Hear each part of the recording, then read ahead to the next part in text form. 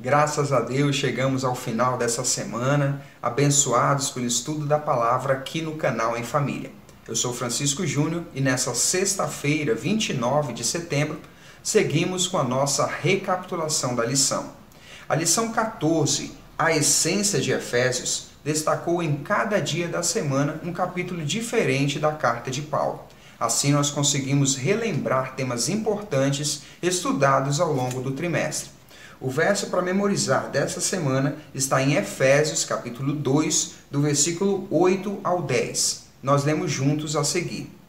Pela graça vocês são salvos, mediante a fé. E isso não vem de vocês, é dom de Deus. Não de obras, para que ninguém se glorie, pois somos feituras dele, criados em Cristo Jesus para boas obras, as quais Deus de antemão preparou para que andássemos nelas. Que Deus possa abençoar o nosso estudo. Antes de seguir, vamos orar. Santo e amado Deus, te agradecemos por essa semana.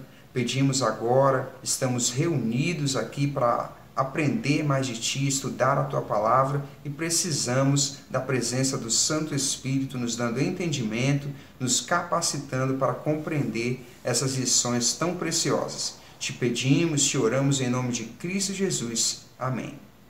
Antes de seguir para o estudo na classe, nós queremos agradecer a você que tem apoiado o canal Em Família nesse primeiro trimestre, no estudo da lição da Escola Sabatina.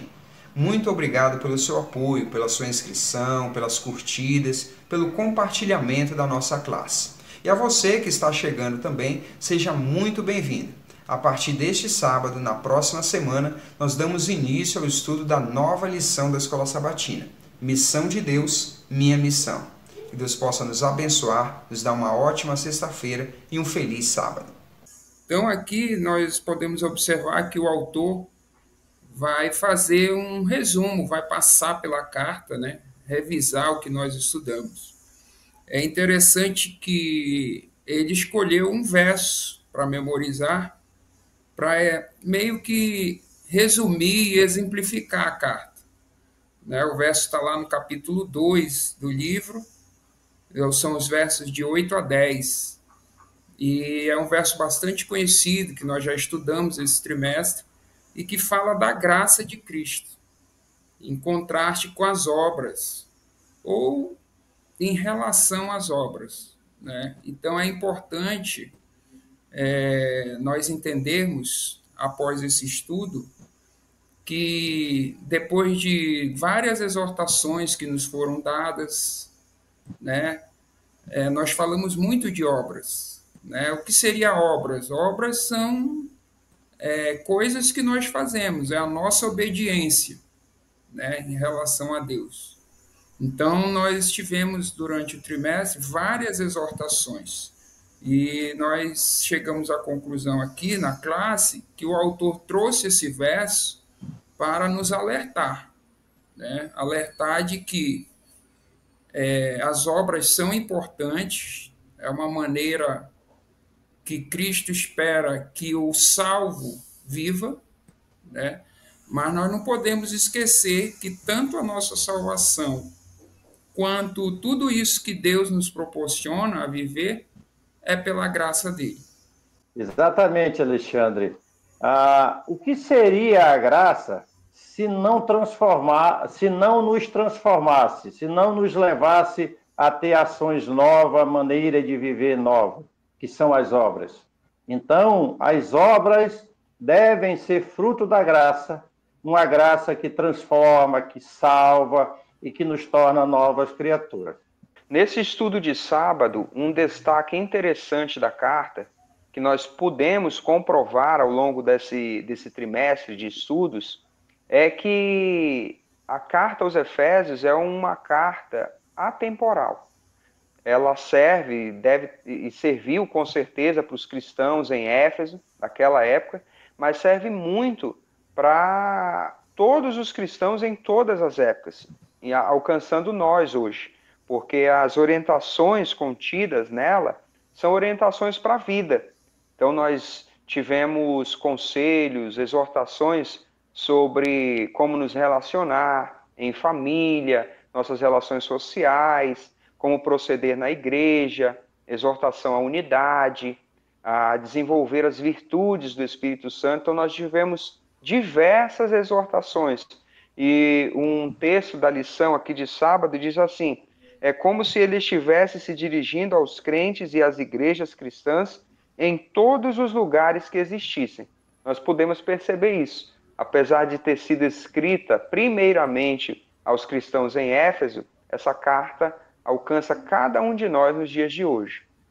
Então, um tema que eu vejo aqui, que eu posso destacar, é o que está no capítulo 1, no verso 4, por exemplo. Né? Já foi tema de estudos passados, que fala exatamente desse plano da redenção, que ele foi feito antes da fundação do mundo. Nós fomos escolhidos por Deus antes da fundação do mundo. Então, isso demonstra para nós gratidão. À medida que você vê de cima que você é importante para Deus, que Ele se preocupou, que Ele amou você a ponto de fazer um plano para te salvar, isso traz muita gratidão. E esse foi um dos temas que nós estudamos esse trimestre. Outro tema que nós estudamos e agora temos a oportunidade de revisitar nessa nossa viagem, pelos temas abordados, e o autor traz aqui, a centralização de todas as coisas em Cristo. Acredito que foi na semana 2, nós estudamos a lição com o título O Grandioso Plano Divino Centrado em Cristo Jesus. Nós tivemos a oportunidade de estudar sobre isso e vimos que Cristo é o centro da nossa fé. E ele diz que esse plano de salvação se cumprirá na plenitude dos tempos, né? Ele traz aqui as expressões como todas as coisas, tanto as do céu quanto as da terra, o plano de Deus para a plenitude dos tempos. Então, a compreensão desse tema traz muita gratidão ao nosso coração também. Podemos enxergar também aí na carta aos Efésios tudo isso que vocês falaram, produzindo em cada um de nós, em nossos corações, a certeza da salvação. Nós estamos inclusos nesse plano. Nós não somos candidatos à salvação, nós somos salvos em Cristo Jesus. E na plenitude do tempo, como você falou, isso se concretizará de maneira literal. Isso mesmo, pai. Então, é por isso que a lição traz, no domingo, esse tema, né? Que somos abençoados em Cristo. À medida que você está no topo, né, dessa montanha e você vislumbra tudo isso, todo esse plano de salvação, e que você está incluído nisso, você faz parte disso, né? Isso brota no seu coração a gratidão. Você percebe que Deus te abençoa de várias maneiras, né? É a graça de Cristo agindo em prol da sua vida. A lição dessa segunda, ela começa com uma descrição dos temas apresentados no capítulo 2. Como nós temos feito ao longo do nosso estudo nessa semana, nós estamos revisitando temas que nós já estudamos ao longo do trimestre. E o primeiro deles, aqui no comecinho do capítulo 2, é que Paulo descreve o passado sombrio do seu público. Ou seja, quando nós vivíamos em rebelião contra Deus, na nossa vida de pecado, longe dos caminhos de Deus, dominados pelo mal. Nesse mesmo trecho do capítulo, ele vai falar da salvação que Deus nos ofertou em Cristo Jesus, o que ele fez por nós através do plano da salvação. E vai dizer que ele nos deu vida em Cristo, ele nos exaltou com Cristo e juntamente com ele nos fez assentar nas regiões celestiais. Você deve estar se lembrando desse tema, desse assunto estudado, e foi um tema de muita graça, de muita bênção, ao descobrir que, apesar da nossa vida passada, Deus nos concedeu vida plena em Cristo. Isso mesmo, Júnior.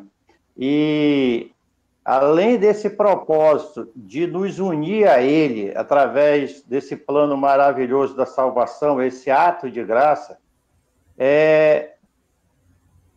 o ato de Deus também traz, além dessa dimensão vertical, esse relacionamento com Deus, uma dimensão horizontal, em que todas as pessoas que aceitam a Cristo Jesus, no caso a plateia de Paulo, era formada de gentios e judeus, que se odiavam antes da mensagem, viviam em briga e agora passam a viver como irmãos, uma família de Deus, que o Alexandre exaltou aí na resposta à pergunta.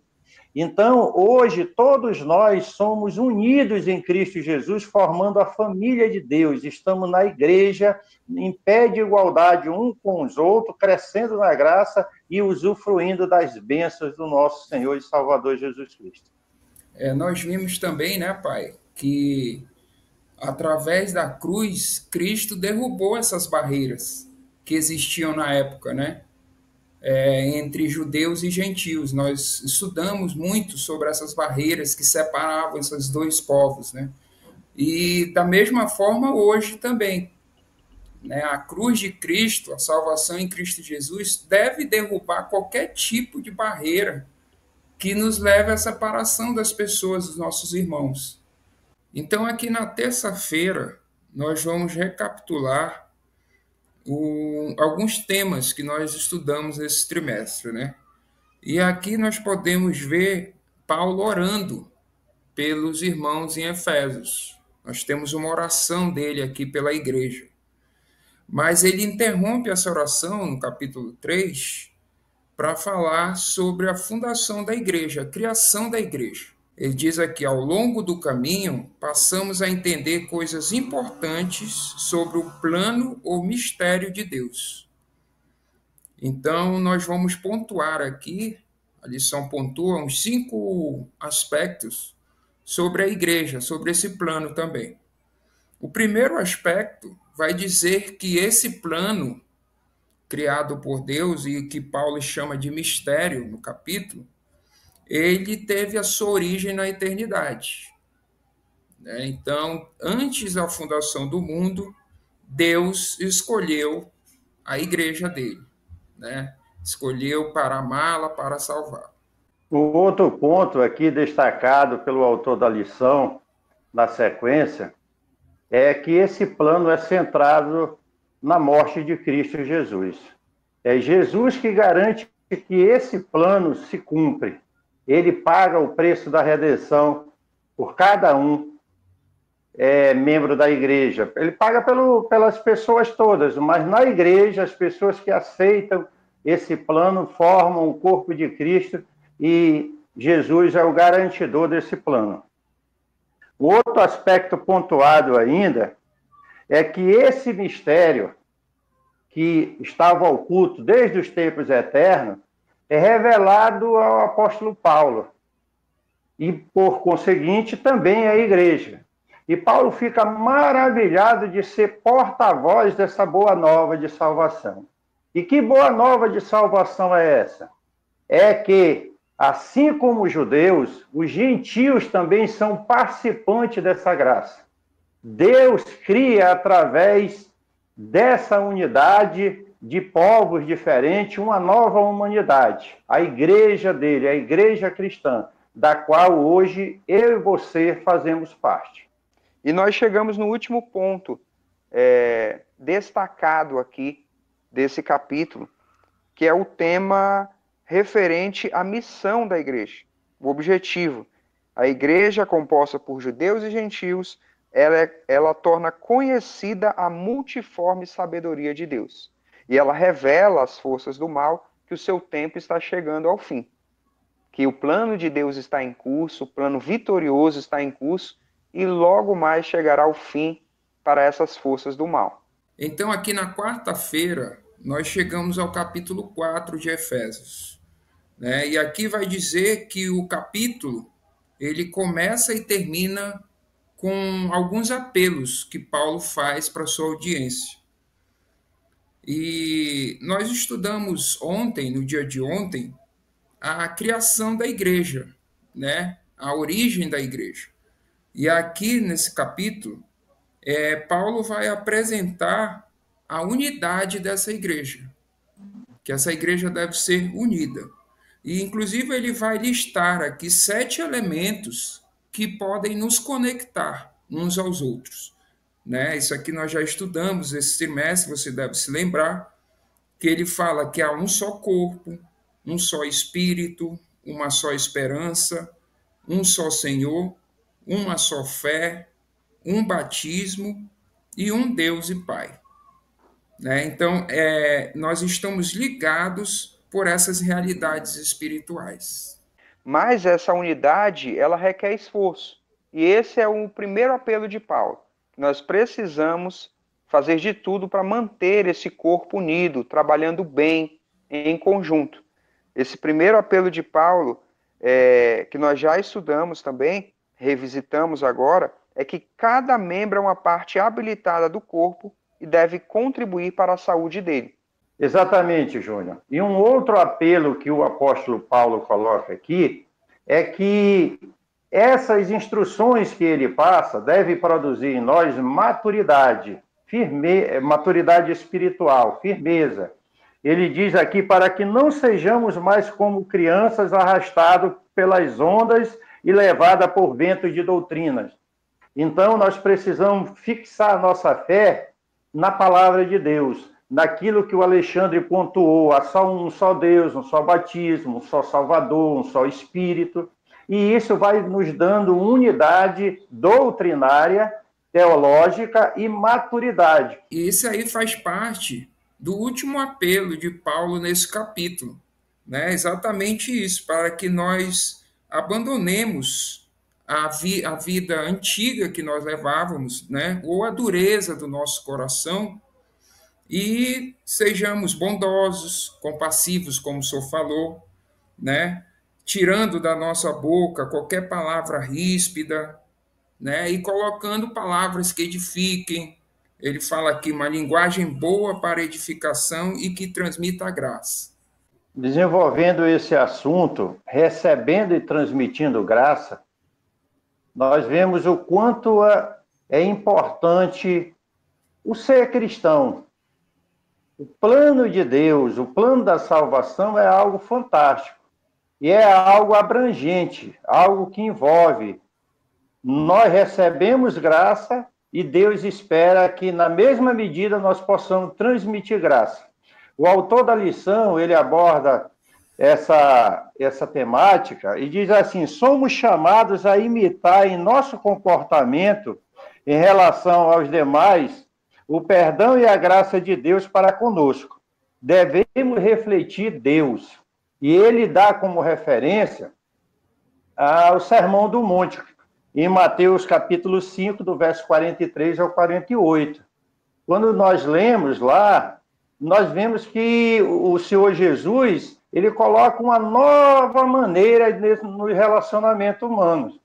Ele diz, olha, as pessoas ensinam que tu deves amar os teus amigos e odiar os teus inimigos. Ele diz, eu, porém, vos digo, ame os vossos inimigos.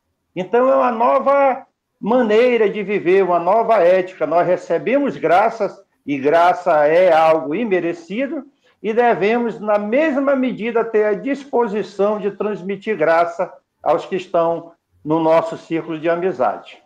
É muito interessante ver esse conselho de Paulo, essa nova abordagem que Cristo traz sobre o perdão, sobre a graça, sobre o amor. E essa graça recebida de Deus também deve nos levar a uma mudança de vida. Outro apelo que Paulo traz aqui, a lição destaca, é que os crentes devem se afastar da escuridão do seu passado e viver como filhos da luz. Ele nos convoca a desenvolvermos os frutos do Espírito, abandonar os frutos das trevas, né? A vida infrutífera que nós levávamos nas trevas, e agora desenvolver os frutos da luz, viver como filhos da luz. Que exortação poderosa é essa.